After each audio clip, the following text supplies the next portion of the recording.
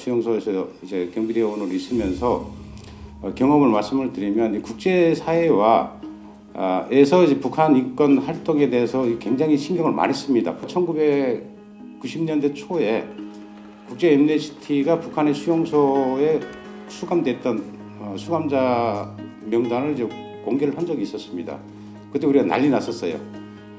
탈북민을 포함한 북한 인권 피해자 4만 명, 인권 침해 사건 8만 건입니다. 더 이상 외면할 수 없습니다.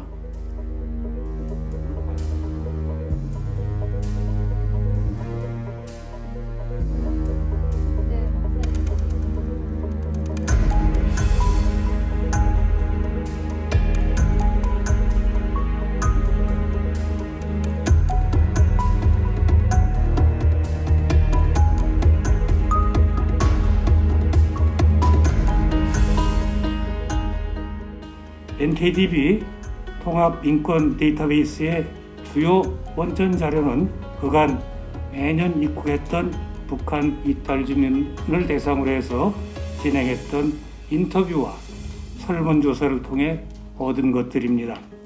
이 과정에서 이들이 겪은 북한 내외에서 겪은 참혹한 인권 피해 사례, 반인륜 범죄에 해당하는 수많은 사례를 접하기도 하였습니다. 그럴 때마다 북한 인권 상황을 조사, 기록하면서 통일 이유를 대비하는 것만으로 과연 북한 인권 지킴이로서의 소임을 다하고 있는 것인가 라는 의문과 자괴감을 떨쳐낼 수 없었습니다. 북한 인권 침해에 대한 적극적인 구제 활동에 나서야 되지 않느냐라고 하는 의견을 모으고 명칭을 공모하는 등 여러 준비 과정을 거쳐 NKDB 인권 피해 지원센터를 발족하게 되었습니다.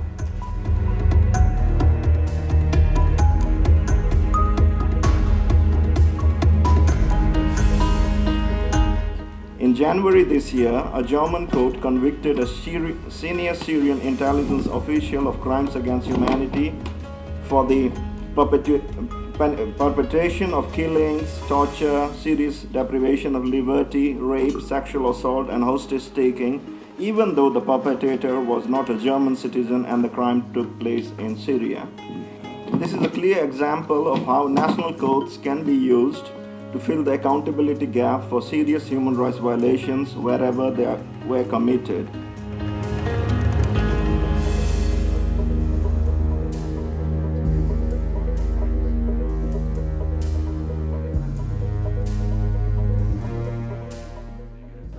(2020년에) 국군 포로들에 대한 손해배상 청구가 대한민국 법원에서 인정된 예가 있습니다.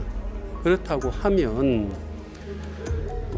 탈북민들이 북한에서 또는 북한을 이탈하는 과정에서 침해받은 그 피해에 대한 손해배상 청구는 충분히 저도 가능하다고 생각을 하고, 실효적인 집행이 가능할까 이런 문제가 남아있게 되겠지만,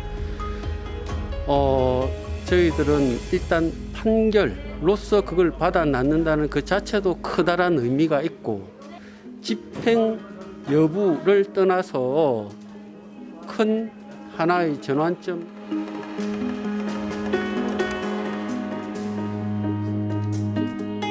수용소에서 이제 경비대원으로 있으면서 경험을 말씀을 드리면 국제사회와 에서 이제 북한 인권 활동에 대해서 굉장히 신경을 많이 씁니다. 1990년대 초에 국제 엠네스티가 북한의 수용소에 수감됐던 수감자 명단을 이제 공개를 한 적이 있었습니다.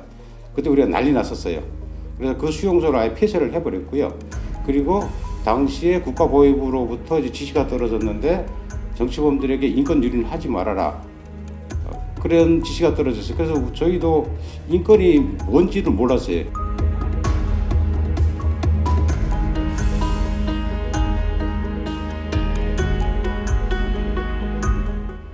탈북민을 포함한 북한 인권 피해자 4만 명, 인권 침해 사건 8만 건입니다.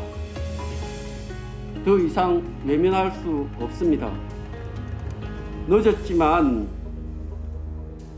지금 인권 침해 지원 센터를 출범하고 시작하게 된 이유입니다. 미래가 아닌 지금 현재, 내일이 아닌 오늘 시작해야 할 것입니다.